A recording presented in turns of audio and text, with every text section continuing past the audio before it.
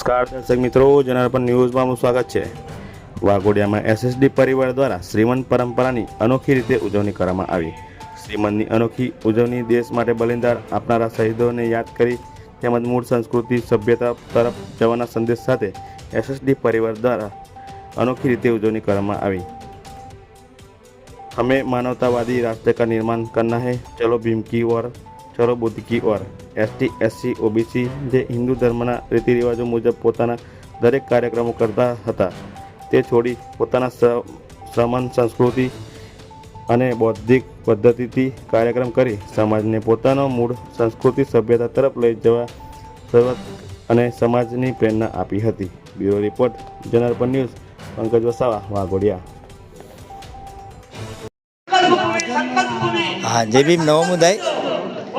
અત્રે વાઘોડિયા ગામની અંદર જે અશોકભાઈ રહ્યા એમના દીકરાની વહુ રહી એના ગર્ભ મંગલ સંસ્કાર કાર્યક્રમ નિમિત્તે એક સભાનું આયોજન કરવામાં આવ્યું છે, જનજાગૃતિનું આયોજન કરવામાં આવ્યું છે।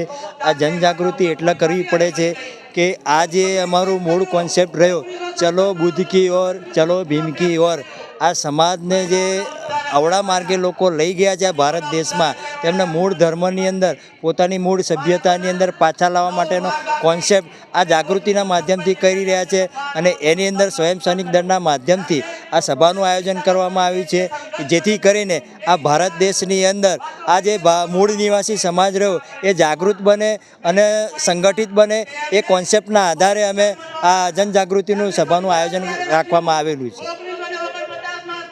નામ જણાવો પહેલા। લક્ષ્મણભાઈ। એટલે આજે પ્રોગ્રામ રાખવાનો એનો હેતુ શું છે?